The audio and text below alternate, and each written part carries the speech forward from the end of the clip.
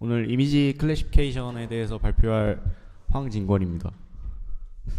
어, 먼저 앞서 이미지 클래시피케이션 내용을 준비하면서 좀 많이 부실한 면이 있던 것 같은데 그거 좀 감안해서 봐주시면 감사하겠습니다.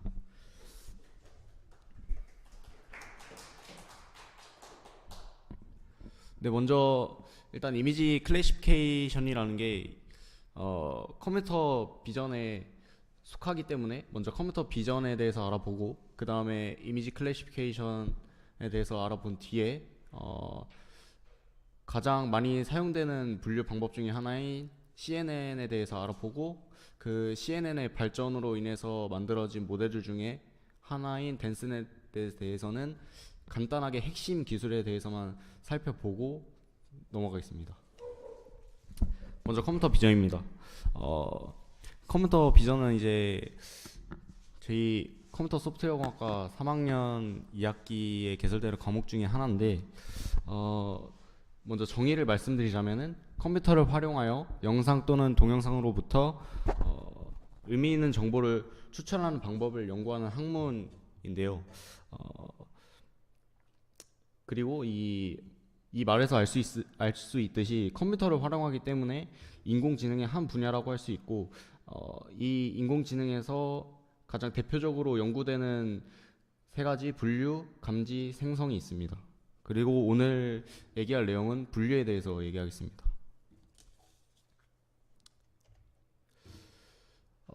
이미지 클래시피케이션입니다. 이미지 분류는 딥러닝과 컴퓨터 비전에서 가장 기초적이면서 대표적인 문제 중 하나이고 이미지 분류는 각각의 이미지에 대해서 사전에 정의된 카테고리 중 하나로 분류하는 문제입니다. 예를 들면 보이시는 것처럼 개와 고양이를 분류해야 할 때 어떤 사진이 고양이고 어떤 사진이 개인지 분류하는 것을 얘기합니다.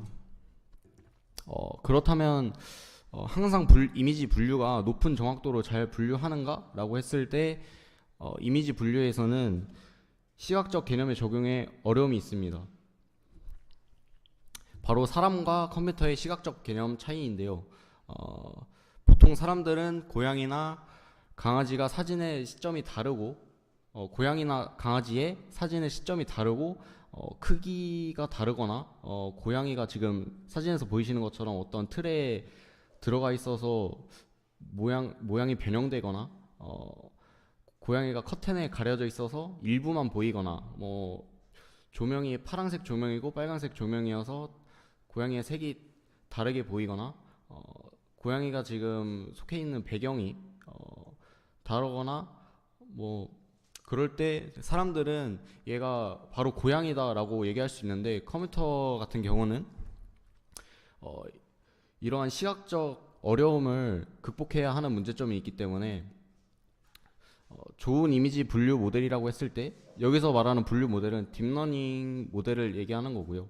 그래서 좋은 이미지 분류 모델이라고 했을 때 어느 정도 이러한 시점 크기 변형, 가려짐, 조명 이러한 시각적 개념의 어려움을 극복하면서도 저 틀에 있는 고양이를 고양이라고 분류할 수 있는 또는 강아지라고 분류할 수 있는 그런 클래스 간의 차이에서는 민감한 게 좋은 모델이라고 볼 수 있습니다. 다음은 이미지 분류 과정에 대해서 알아보겠습니다. 이미지 분류 과정은 크게 입력, 학습, 평가 이렇게 세 가지로 볼 수 있습니다. 입력은 우리가 분류하고 싶은 여러 개의 클래스 중 하나로 레이블링된 n개의 이미지들의 집합을 입력이라고 하는데 여기서 레이블링이란 강아지의 사진을 강아지 1, 강아지 2, 강아지 3 이렇게 이름을 붙여주는 것을 레이블링이라고 합니다. 그리고 이러한 그 강아지 1, 2, 3를 하나로 모은 것을 하나로 모아서 입력 데이터셋으로 입력하는 것을 얘기합니다. 그 다음 학습입니다. 학습은 입력으로 받은 학습 데이터를 통해 각 클래스들을 모델에 학습시키는 것을 말합니다. 세 번째는 평가입니다. 평가는 학습된 모델에 학습에 사용되지 않은 이미지를 사용하여 평가하는 것인데요. 학습 데이터셋을 사용해서 학습을 시키고 그 다음에 평가를 할 때는 우리가 학습에 사용하지 않았던 이미지, 즉 새로운 이미지를 얘기합니다. 쉽게 말해서 고양이와 개를 분류한다고 했을 때 고양이와 개 분류에 사용된 학습 데이터 말고 커튼에 가려진 고양이 사진이나 어떠한 틀에 들어가 있는 고양이 사진을 평가 이미지로 사용하는 것을 얘기합니다. 그러면 이제 딥러닝 모델 중에 하나인 그 CNN 모델을 얘기할 텐데요. 이거는 CNN 기술은 이미지 분류에 있어서 가장 대표적인 기술이라고 할 수 있습니다. 먼저 CNN은 컨볼루션 뉴럴 네트워크의 약자로 합성곱 신경망을 얘기합니다. 고차원 데이터를 입력값으로 받았을 때 과적합 현상이 발생하는 다층 퍼셉트론의 단점을 보완한 방법입니다. 여기서 고차원 데이터라는 거는 쉽게 말해서 이미지 데이터에 대한 정보량이 많다고 생각하시면 됩니다. 그리고 과적합 현상이라는 건 우리가 아까 얘기했을 때 학습 데이터셋으로 학습을 한다고 했는데 모델이 학습 데이터셋에 치중되어 가지고 새로운 평가 데이터를 입력했을 때 낮은 정확도를 보이는 것을 얘기합니다.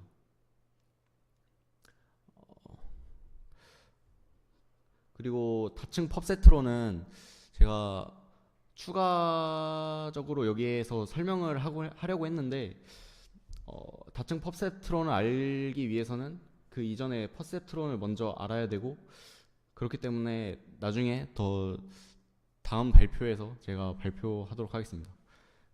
그리고 CNN은 이렇게 컨볼루션 레이어, 풀링 레이어, 풀리 커넥티드 레이어 세 가지의 계층으로 볼 수 있습니다.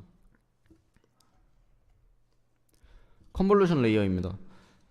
컨볼루션 레이어는 행렬 곱셈을 이용한 이미지 특징 값을 추출하는 방법입니다.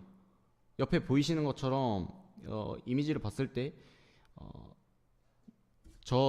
첫 번째 행렬을 이미지의 픽셀 행렬이라고 보시면 되고요. 그 중간에 있는 것을 컨볼루션 필터라고 생각하시면 됩니다. 그래서 첫 번째 저거 파란색 칸을 컨볼루션 했을 때 행렬 곱셈을 수행하여서 마지막에 설정한 값으로 6이 나오는 겁니다. 이렇게 해서 컨볼루션을 수행한 뒤에 나온 그 결과 이미지가 피처 맵이라고 합니다. 근데 사진을 지금 보시면은 이미지 크기가 줄어들었거든요. 이미지 크기가 줄어드는 걸 보실 수 있는데 CNN 기반 모델들은 대부분 컨볼루션 레이어를 여러 개를 사용합니다. 그런데 컨볼루션 레이어가 연속적으로 사용되면은 이미지의 크기가 계속 감소하여서 문제가 발생합니다. 이를 방지하기 위해서 사용하는 방식이 패딩이라는 방식인데 이는 지금 저기 6이라고 나와 있는 행렬의 그 이전 크기만큼 그 주변을 0으로 감싸주는 것을 숫자 0으로 감싸주는 것을 얘기합니다. 그래서 정리하자면 컨볼루션 레이어는 이미지의 특징 값을 뽑아내는 계층이라고 볼 수 있습니다. 그 다음은 풀링 레이어입니다. 풀링 레이어는 이미지 특징을 유지하지만 차원을 축소시켜주는 레이어로 즉 컨볼루션에서 뽑아낸 피처 맵의 피처는 유지하지만 이미지의 크기를 줄여주어서 파라미터 개수나 연산량을 줄여주고 과적합 현상을 줄일 수 있습니다. 풀링의 종류에는 여러 가지가 있는데 대표적으로 맥스 풀링과 에버리지 풀링, 민 풀링이 있습니다. 먼저 맥스 풀링은 이 옆에 이미지에서 보이시는 것과 같이 저 2x2 풀링, 맥스 풀링 필터를 사용했다고 했을 때 첫 번째 빨간 칸에서 가장 큰 숫자인 20을 뽑아내고 그 노란색 칸에서 가장 큰 숫자인 30을 뽑아내고 초록색과 파란색에서 가장 큰 값을 뽑아내서 특징을 유지하고 이미지의 크기는 줄여주는 방식입니다. 그 밑에 에버리지 풀링은 맥스 풀링과는 다르게 이 네 개의 평균을 구해서 그 특징 값으로 설정하는 겁니다. 그리고 민 풀링 방식은 맥스 풀링과 반대로 가장 작은 값을 가장 작은 값을 뽑아내서 설정해주는 값입니다.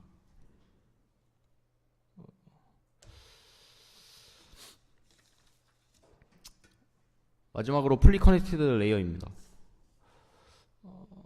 이는 이미지 분류에서 마지막으로 분류에 사용되는 레이어인데 인풋, 커넥티드, 아웃풋 이렇게 세 가지 레이어로 보실 수 있습니다. 먼저 인풋 레이어는 이전 레이어의 출력을 평탄화하고 커넥티드 레이어에서 컨볼루션과 풀링 레이어를 거친 결과 피처 맵들을 가중치와 활성화 함수를 통하여 출력층으로 전달하는 것을 얘기합니다. 그리고 아웃풋에서는 분류기 함수를 통해 분류하는 것을 얘기합니다. 여기서 평탄화를 궁금해 하실 것 같은데, 여기서 평탄화라는 건 이미지가 2차원 배열로 되어 있기 때문에 이 분류를 하기 위해서 풀리 커넥티드 레이어에 들어가기 위해서는 1차원 배열 형태로 들어가야 하기 때문에 2차원 배열을 1차원 배열의 형태로 바꿔주는 것을 평탄화라고 합니다.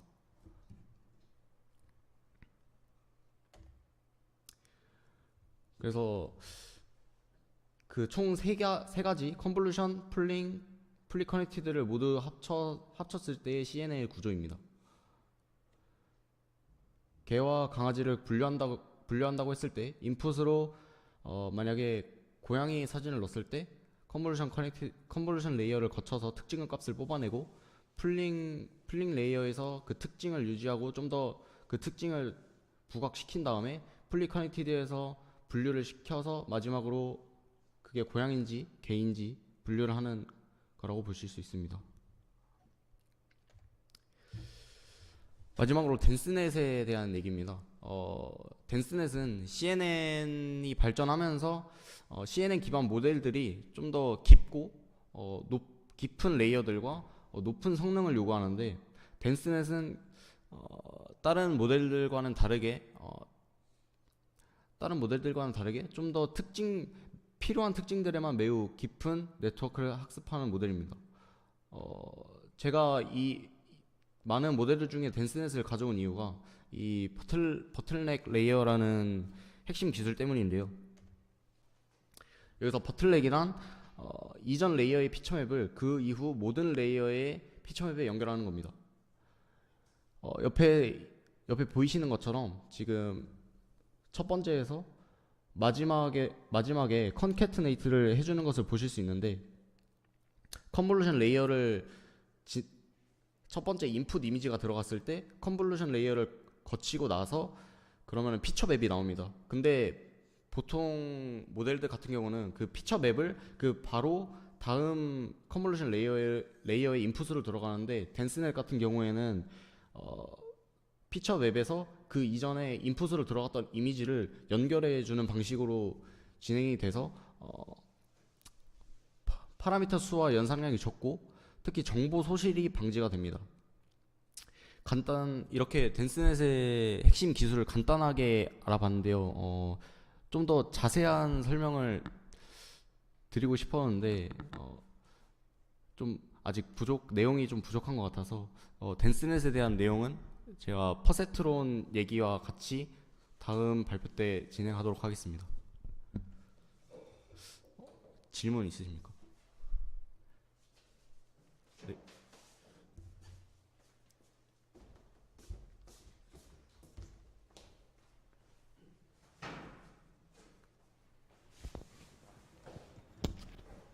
네, 일반적으로 질문 드리겠습니다. 일반적으로 만약에 CNN을 이용해서 이미지 분류를 한다 쳤을 때, 만약에 이진 분류를 한다면은 몇 장 정도의 그 학습 데이터가 필요하면 좀 유의미한 결과가 나올 수 있을까요? 보통 이진 분류를 했을 때 제가 공부하면서 느꼈던 거는 최대한 많으면 많을수록 좋지만 몇 장으로 표현했을 때는 최소 10,000장 이상이 필요한 것 같습니다. 각 클래스당 클래스당 네. 많죠. 그러면은 다중 분류로 하게 된다면 조금 더 많이 필요한 그런 부분일까요? 네네.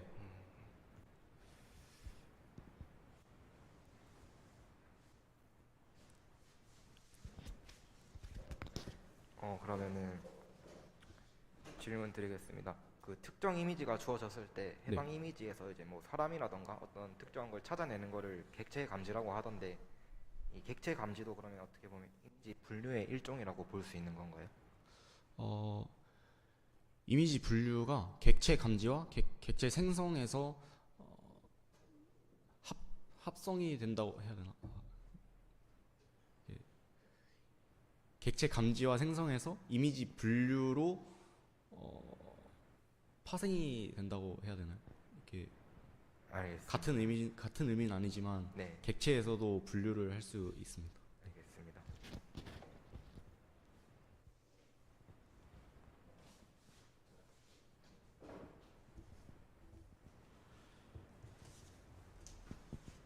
네. 그럼 이상 발표 마치겠습니다.